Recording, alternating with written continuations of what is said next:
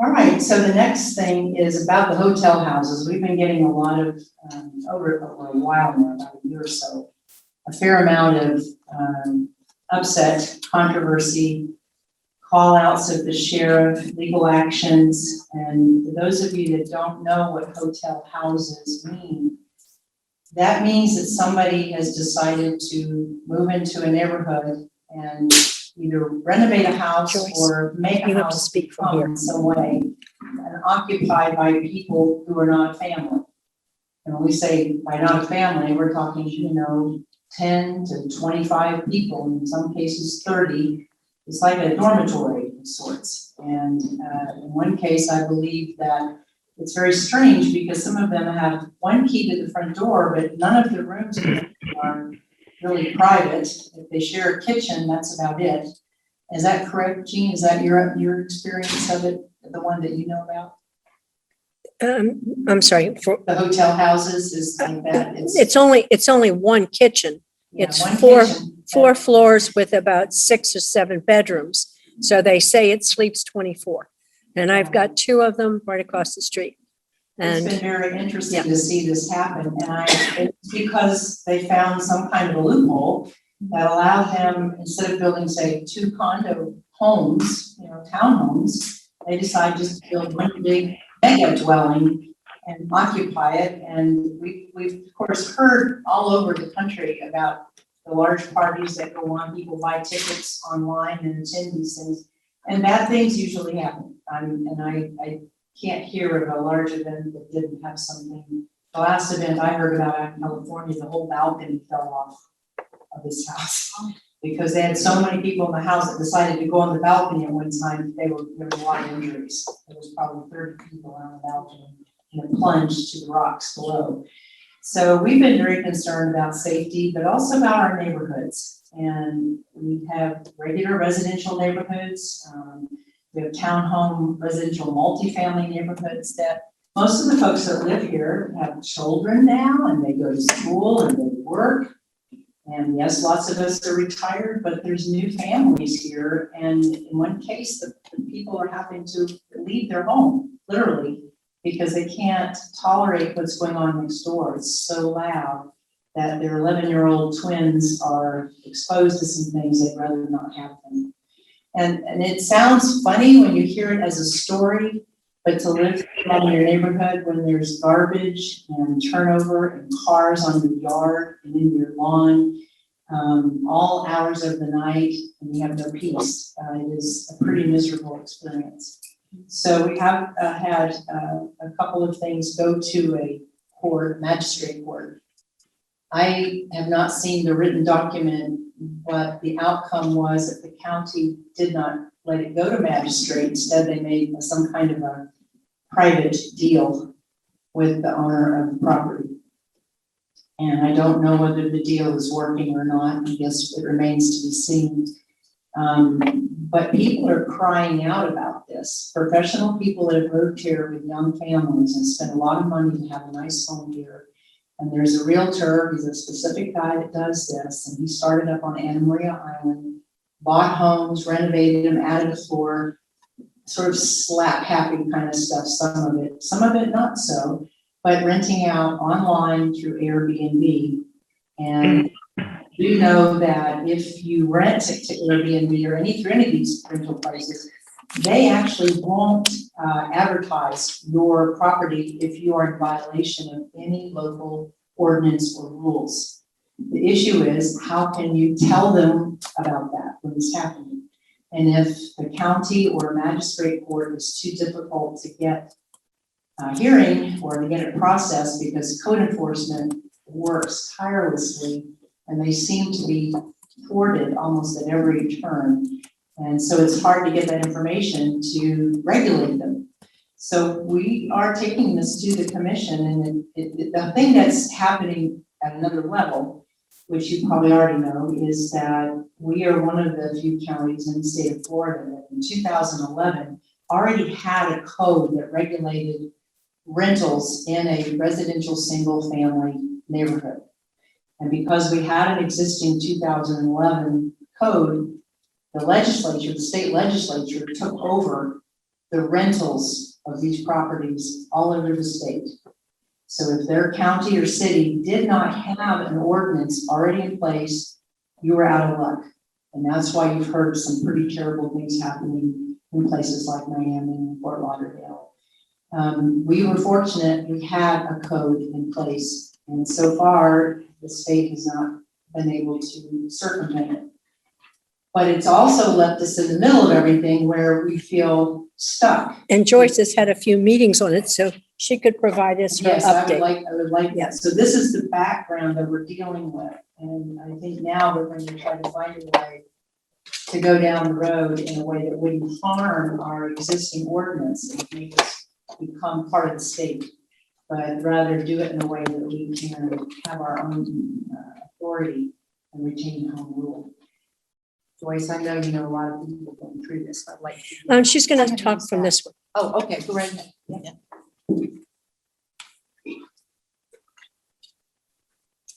If I don't trip her with the cords. I'm going to turn that around for you. 'Cause I moved the whole thing.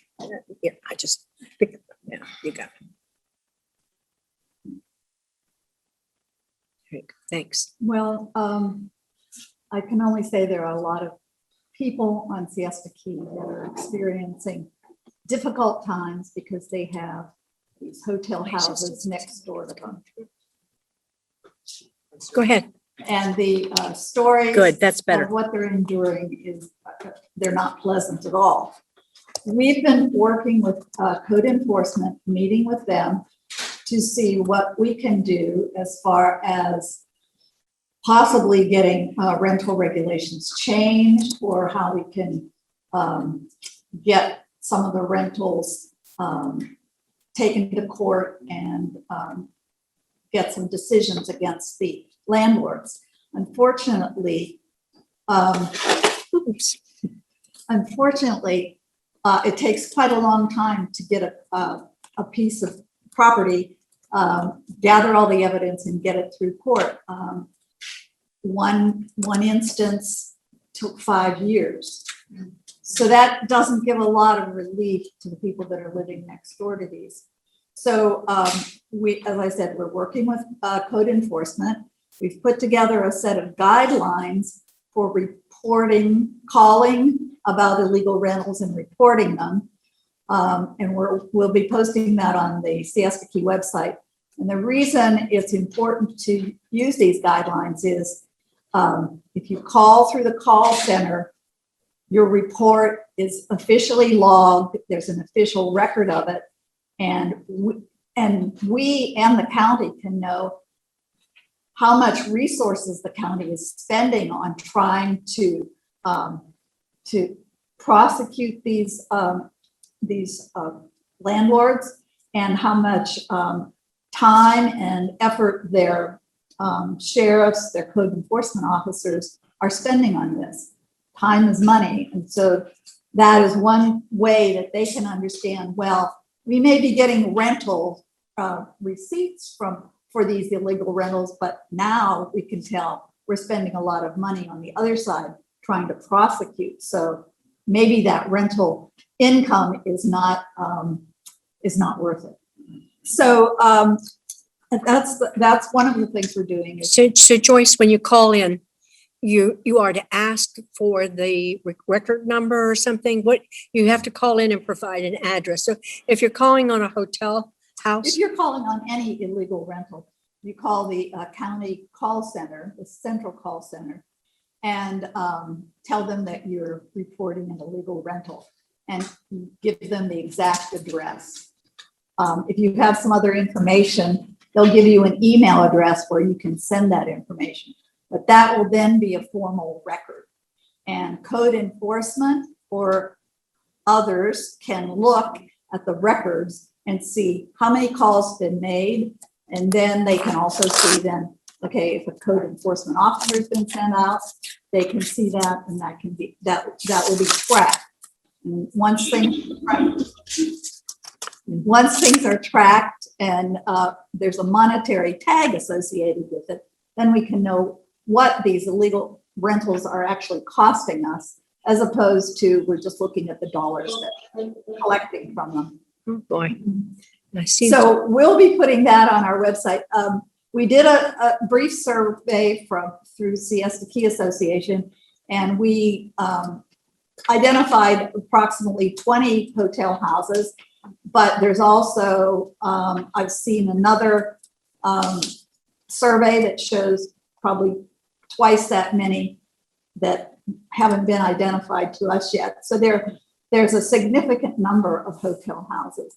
And the biggest problem is you may not have a hotel house near you right now, but if you are not in an area that's governed by very strict homeowner association regulations, you may have a hotel house in your future because a lot of properties are being bought up, the houses are being renovated and turned into hotel houses because it's extremely lucrative.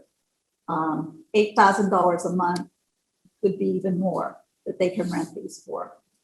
Our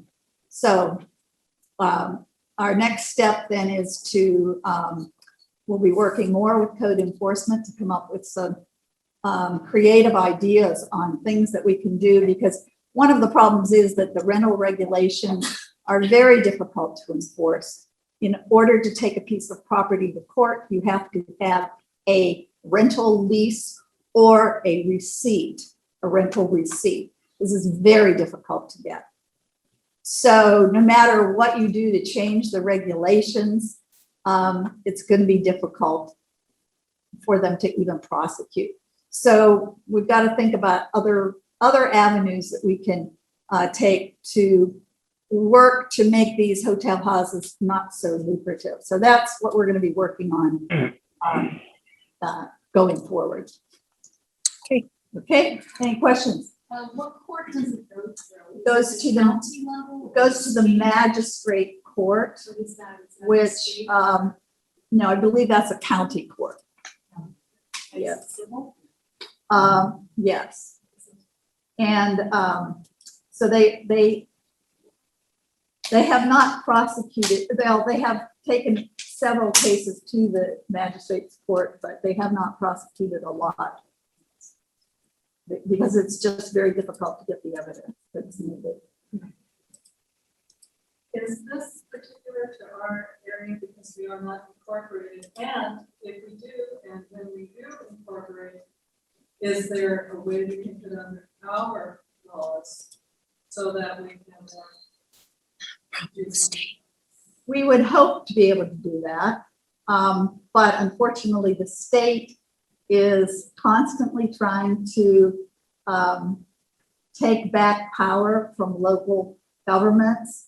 And so the state regulations control a lot of what happens with rentals. But we certainly can look at things that we can do, because there are places that have like registration of these rentals, and the state so far hasn't regulated that control. So there are things that we could be able to do, yes.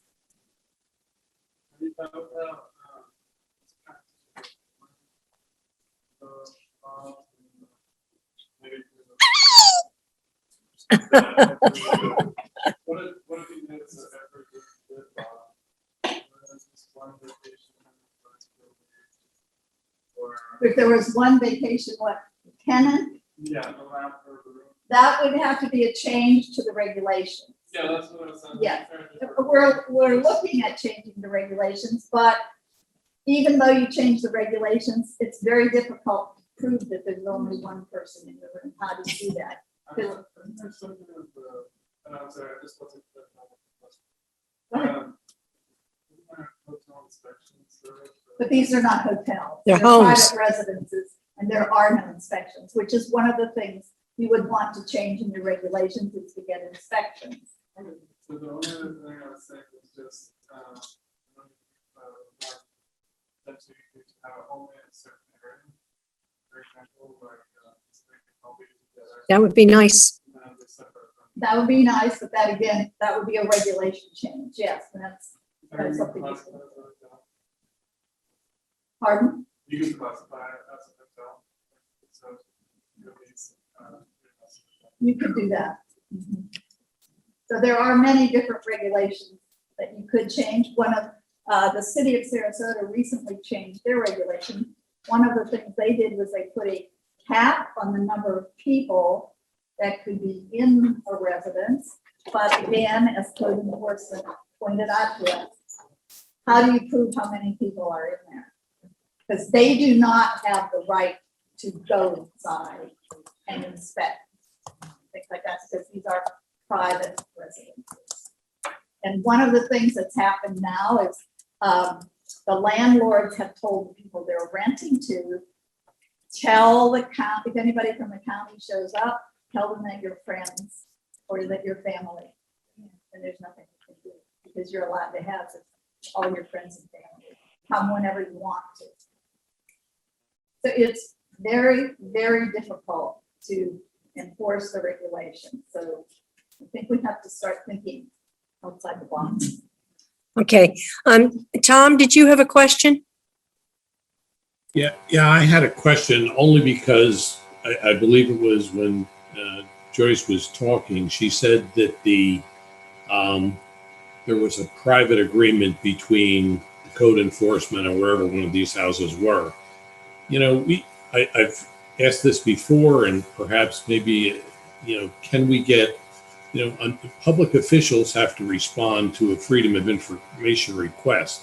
It's a pretty standard form for the state of Florida, and either getting it through the commission or requesting it to the agency, any of these public bodies, you can request the information back, Okay.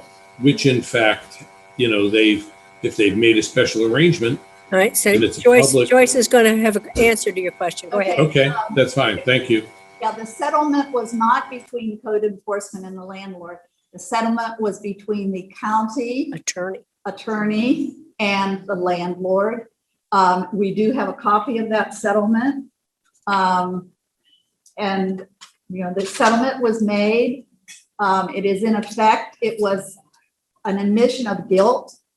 And if they are found to be renting illegally again, they could be prosecuted and fined.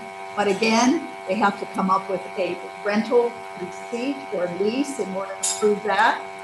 And the person is going to sell the property by the end of the month. And in all probability, they're going to sell it to yet another shell corporation. And then the whole process starts over for that property. So anyway, we do have the settlement, and code enforcement had really no part in the settlement. So it's a whack-a-mole.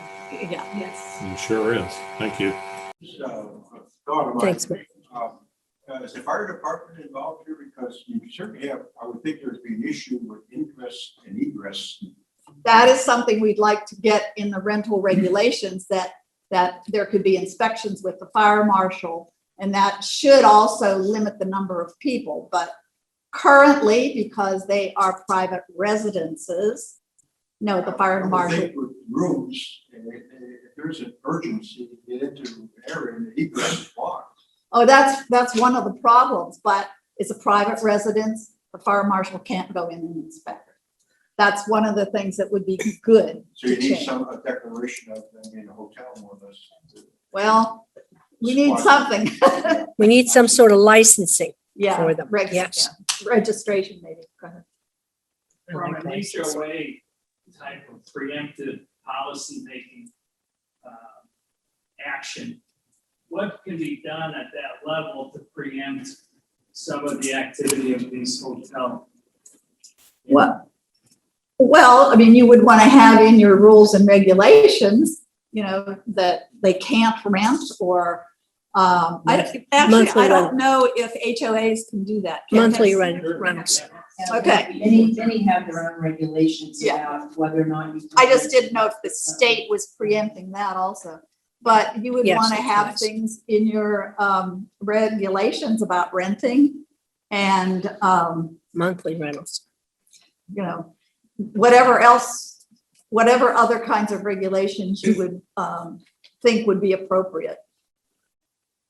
unfortunately, if an HOA wants to amend its regulations to limit rentals like that, it requires, I believe, unanimous agreement of every property owner in the HOA. Probably. Which, of course, you're not gonna get in a hotel house. Okay, thank you. Joe, You might want to do a little research on the city of San Diego. They're not handling the rental part of it, they're handling the party part of it. So what they do is they say that if a home has had the police come and complaints from the neighbors, that person is held responsible, the landlord. And on the second time, that landlord is to pay a fine and is also supposed to, not for 1 year. There's all kinds of regulations that hurt the person who owns that property, but it's not on the rental per se. No, It's on the disturbance per se. right. And you might want to research that, what they're doing, because it might be a way of getting in through the back door. Well, we do have lots of fines. There's a maximum $5,000 fine, which has never been imposed. There are $250 fines, but rarely. it's kind of the cost of doing business. That's hardly anything compared to what these people can rent But for. they also have something where the person is not allowed to rent or he's really held liable. Well, yes, but if you have friends and family coming, you're not renting. That's the whole thing that goes through. The people say, But it's not the rental, it's the actual party. It's the noise disturbance. okay, Yeah, that's a good idea. we'll certainly research that. And that's why it's important to make calls, get them recorded. We'll have a guidelines posted on the website in a few days. Not tomorrow, probably. Joe? Yeah, a couple issues. We had a similar problem on 2 homes on Church of Oak Way. I filed multiple complaints with the county. Both those homes have now been sold. I guarantee you they're not going to be rental places again. More important thing is, I sent you the article. The Michigan Supreme Court addressed this very issue. And so they set a precedent. And the way they approached it, not from a hotel standpoint, they said these houses are motels. And motels are not allowed in residential single-family areas. And they shut them all down that way. And that's a precedent-setting case that if we have an attorney, we need to steer in that direction, to use that to talk to the county people. Yes, that's a good idea. Memorial Island went through this. Yes. Years. Yes. How did they correct it? They made some changes to their regulations too. We have those. And they do seem to have curtailed it somewhat. In fact, the person who was building the hotel houses on Anna Maria moved to the next key down, and now he's on Siesta Keys. But you don't know exactly what steps they took. Yeah, we have their regulations. So we're looking at that, but go ahead, Jan. I feel this real sense of urgency on this issue. Yes. And it bothers me so much because we represent 7,200 registered voters on Siesta Key. And we're about to try and fight the county on this issue. And we just have so little power to be able to affect these changes. And it makes us want to do crazy things like, signage campaigns and TV things and things like that. But one of the things that we discovered from watching this experience, and Victoria knows this very well, when we watched the Lido Key group go after the St. Armand's group, the only thing that the commissioners reacted to was their pain points. They frankly don't care if you're having a hard time. And they frankly didn't care. A woman came in and played a video of what was going on next door to her house. They don't care. Those are our pain points. So we have to figure out what are their pain points. And their pain points are how many calls are going into that call center, because they can count them and they can measure them. If something can get measured, it can get improved. How many times do you actually get the sheriffs to come out onto that property? That's manpower for them. So we're gonna have to figure out how we work together to funnel all of our requests the same way. Get the reports, get the people out there, the sheriffs out there on site. I don't care if it's wasting money for the county, because we're gonna have to prove to them that this is an issue. So I would just say to all of you, if you're aware of these problems, log the call, get a sheriff out there if there's a noise disturbance, because we're kind of powerless right now. Which, of course, I believe in incorporation to hopefully get us beyond this stuff, but there's a developer right now who we've heard owns 34 homes on the Key, and they're all rentals. Well, if that continues to happen, we're really going to be faced with some really difficult times. We also have a house that was just bought next to, near a person who already has a hotel house next to them. And he talked to them, and they said that they bought the house because it was advertised as being able to be rented weekly. Income property. And it's not, it's in an RSF neighborhood. So that's what's happening. Is there another? Joyce, one further comment. I've called real estate agents when I've seen their sign and told them, we know this is a residential single family. You can't advertise for somebody to buy this as a rental property for transient rentals. Are we clear on that? You know the rules. And they sort of like to play dumb when I say, if you don't know the rules, I'll send them to you. But you have a legal responsibility as a realtor to make sure you advise people what the law is. That could have stopped to another house. Those realtors should be reported to the board of realtors because they will take action on them. My sister's the executive officer of the board of realtors. Can you repeat that? I said, those realtors Should be reported to the board. My sister is the executive officer for 39 years. But she took their control. So anybody, go. That's what they should go. This is, I wanted to just say the same thing. I'm not sure who that was speaking. Yeah, I don't know who's speaking here. Is that Josie? Yeah. Okay. Oh, hi, Josie. Hello. Glad you got in. Yeah, I got stuck on the phone with a client, so thank you very much for getting me in. I'm assuming I was another realtor in the background there speaking, but I notice it all the time and it drives me crazy. I'm a realtor, obviously, but it drives me crazy because I constantly, and I've seen it more and more, do see the single family homes and they're posted as no minimum on the rentals. And I actually have been continually going to the MLS saying it's not hard if it's in the county and it's a single family home, there's a 1 month minimum. You know, it should be flagged. I mean, it's something that the MLS could do in the background. But it's one of those, some realtors do it to get more phone calls, there's so many new people that they don't know the difference and they'll sell it not even realizing you can't use it as a rental. And, you know, I've seen realtors do it, and I've called the realtors and said, you know, this is not rental, right? You can't do this. But I know some realtors that do it on purpose to get the phone call, but yeah, realtors can be turned in if they do have it listed on, you know, if they actually have it out there listed and say that it's a no minimum requirement. Thank you, Josie.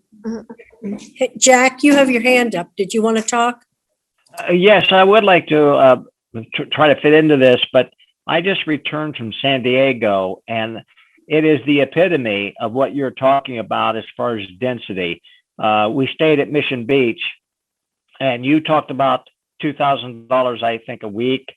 They get $2,000 a night with unbelievable density in these units at Mission Beach. So I said to myself when I was there, we're looking in not too distant future, Crystal Sands, Siesta Key looking much like that. That's so correct. I would just add that to the mix. If you want an example of what it's going to look like in a few years, go to San Diego and take a look. Right. Thank you. Thank you, Jack. And there was another hand Victoria? all the way in the back, all the way back. Oh, Mario, Joyce, maybe we're looking at this the wrong way. Maybe. Think outside the box. yes. Can we attack this as a safety issue? Because these house hotels, I'm sure, do not have sufficient lavatories, which is a big thing. And if they pack the houses with 50 people, and there's 2 lavatories, what's going on here? Well, I know That's- that's a big issue that Joe has tried to bring forward, but again, there's no inspections. Understood. Also fire. And fire is the same thing. Okay. Yeah, fire and, but that's, that is one avenue. And usually, I mean, safety issues tend to get attention. You would think that the hotel industry in this area would be adamant about these things, because they're losing business. And they should form a coalition to do something. I mean, it's hurting their pocketbook. And that's the way people react when you hurt their pocketbook. As far as the politicians are concerned, I've been around a few. They really resent their name being put in the newspaper. Right, It really upsets them. right. So any way you can get their names in the newspaper, especially if it's derogatory, it's well paid for, so to speak. Okay, And Tom mentioned the fact that code enforcement should also look at providing an occupancy permit so we can limit but again, it's a well, that has regulation. to be the rental regulations has to to be a change, rental. and that has to go to the Board of County Commission, which is what we're hoping to do, is come up with, but again, every code enforcement will tell you, you can make the changes, but it's very difficult to prove. Yeah. Victoria? I have been living next door to one of these homes, and I know many of you have heard about this for the first time tonight. I attended the St. Armand's Lido Key meeting for the city when they were passing this ordinance. Many of them, this gentleman's 2 right to minutes. mention, Two the more minutes. publicity it was getting, the commissioners. And they also mentioned the signage, because many realtors were having problems showing those properties because they were saying, what's going on here? What it say our keys? What is this? So it does get attention, and that does somehow bring attention to those commissioners that they need to address this issue. The gentleman that is running the San Armand's Lido Key Association was instrumental and worked on it for a year and a half, having no Full-time. relief. But one thing I will tell all of you, the things that I learned from him, you must report it. I found out with our meeting with code enforcement with Joyce, that they don't always write a report when you report it. So you've got to make sure you get a report number. Joyce taught me this, and the code enforcement. I called the sheriff's department. Must have called the sheriff's department 7 times, maybe 9. And I got 4 reports back, and not all of them were mine. So they don't always log in those complaints, and they are going to look at that number at the county commissioner level. Yes. How many complaints they get. Okay, Victoria, we're running out of time. One more so place over here. Thank you. One, Why not file civil suits against your neighbor or? well, we do have someone doing that. Big expense. Big expense. But is it worth it? I mean, if you win, it was a landlord and you get your problems. Maybe. I like your idea of the signs. We have the signs that say no high density hotels. I saw over in St. Armand's in that area, the signs that say no hotel. Do you think we can stand another sign? Hotel Yes, houses. yes, that would be especially around those neighborhoods and around the hotels. Right. Let the hotel people get these signs too and put them up. Okay, I think we're out of time. There's a lot. One more? Go ahead. There's just one more suggestion. I don't know, for sure, but do any of the commissioners live on it? No, That's a problem. That's a problem. it's our There problem. you go, make it up, They Sharon. don't live in the neighborhood. Briefly, I'm sure developers are continuing to buy older properties, virtually hotel houses. And I understand that the way to prevent more hotel houses is for an ordinance to be passed. If you rebuild on that property, you can only increase the number of bedrooms by one. Yes, that's Somebody a working good on that? change. Yes, Anybody that's know? one of the changes that we're looking at. Yes. And one thing that, just very quickly, if you have somebody building a new piece of property or renovating a property, watch it, see what's going on, see that they have permits, because let me tell you. Okay, I will be putting the call guidelines on the website, and we'll be putting more stuff on the website. I'm gonna have a project page on it, so we'll be getting updates.